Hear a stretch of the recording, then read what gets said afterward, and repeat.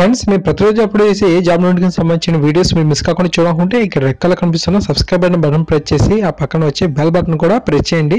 ఇలా చేయడం ద్వారా అప్లోడ్ చేసి ఏ వీడియో కూడా మిస్ కారు. ఈ వీడియోని అయితే తప్పకుండా లైక్ చేయండి. అలాగే మీ ప్రతి ఫ్రెండ్కి ఫేస్బుక్ ద్వారా వాట్సాప్ ద్వారా షేర్ చేయడం ద్వారా అందరికీ బాగా యూజ్ అవుతాయి. Hi guys, Mahesh friends. Video టాపిక్లోకి వెళ్ళే ముందు స్మాల్ రిక్వెస్ట్, ఈ వీడియో కింద డిస్క్రిప్షన్లో ఒక న్యూస్ యాప్ లింక్ ఇచ్చాను.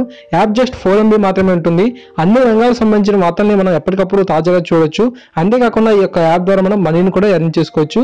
మనం ఎర్న్ చేసుకున్న మనీను డైరెక్ట్గా పేటీఎం నుంచి విత్డ్రా చేసుకోవచ్చు. సో తప్పకుండా మీరు ఈ యొక్క యాప్ని ఇన్స్టాల్ చేసి మన ఛానల్కి సపోర్ట్ చేయండి.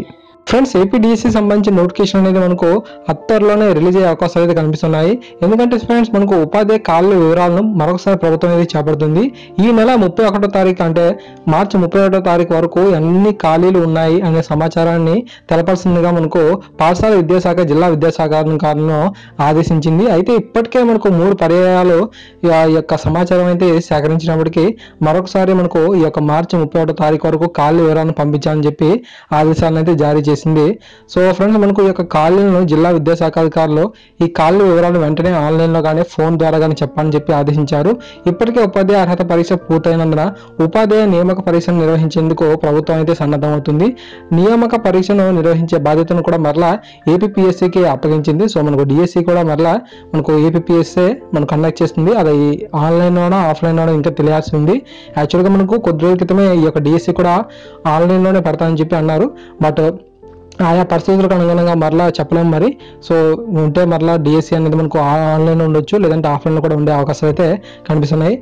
మార్చి 15వ తారీఖు నుంచి మనకు 10వ తరగతి ఎగ్జామ్స్ అయితే జరగబోతున్నాయి కాబట్టి సో ఈ యొక్క ఎగ్జామ్ స్టార్ట్ అయ్యే లోపే మనకు ఈ యొక్క ఖాళీ వివరాలను తెలపాల్సిందిగా ఈ ప్రభుత్వం అనేది మనకు ఆదేశాలు అయితే జారీ చేసింది. సో ఈ యొక్క పోస్టుల సంఖ్య అయితే మనకు మారే అవకాశాలు అయితే కనిపిస్తున్నాయి. యాక్చువల్గా మనకు రాష్ట్ర వ్యాప్తంగా పాఠశాలలో 9259 ఉపాధ్యాయ పోస్టులు ఖాళీగా ఉన్నాయని, వాటిని విద్యా సంవత్సరం ప్రారంభమయ్యేలోపు భర్తీ చేస్తామని చెప్పి గత ఏడాది మనకు రాష్ట్ర ప్రభుత్వం సుప్రీంకోర్టుకి తెలిపింది. అనంతరం మనకు గంట శ్రీనివాసరావు గారు మీడియా సమావేశంలో 12,730 ఉపాధ్యాయ ఖాళీలు ఉన్నట్లు ప్రకటించారు. పాఠశాల విద్యాశాఖ అధికారుల పోస్టు సంఖ్య 14,494 ఉన్నట్లయితే తేల్చడం అయితే జరిగింది. పురపాలిక ఉపాధ్యాయుల ఖాళీలు కంప్యూటర్ ఉపాధ్యాయ పోస్టుల భర్తీని పేర్కొనడంతో ఈ యొక్క సంఖ్య పెరిగిందని అప్పట్లో ప్రకటించారు. మార్చి 31వ తేదీ వరకు ఖాళీలు సేకరిస్తే ఈ యొక్క జాబితాలో మార్పులు జరిగే అవకాశం అయితే ఉందని చెప్పి ఇవ్వడం జరిగింది. సో ఫ్రెండ్స్, ఈ విధంగా మనకు ఈ యొక్క సమాచారం అయితే ఉంది. సో అత్తలోనే మనకు నోటిఫికేషన్ అయితే డిఎస్సి నోటిఫికేషన్ రిలీజ్ అవుతుంది. సో సిలబస్ ఇంకా మనకు దేని మీద స్పష్టత అయితే లేదు. సో కొద్ది రోజుల పాటు వెయిట్ చేయండి. అయితే మనకు ఏపీ టెట్కి సంబంధించి మనకు కీ అయితే రిలీజ్ అయింది. సో ఇక్కడ మనకు మిస్టేక్స్ అయితే ఉన్నాయి.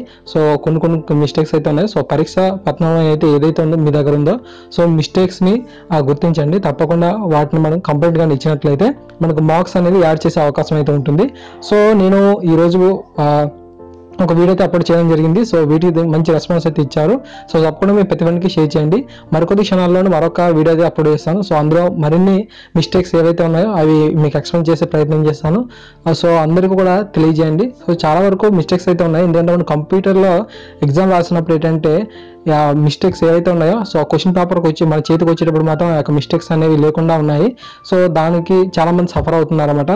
సో పూర్తి వివరాలతో నేను మీకు మరికొద్ది క్షణాల్లో ఒక వీడియో అయితే అప్లోడ్ చేస్తాను. సో తప్పకుండా ఈ యొక్క వీడియోని షేర్ చేయండి. మీ యొక్క అభిప్రాయం కింద కామెంట్ సెక్షన్లో తెలియజేయండి. Thanks for watching this video.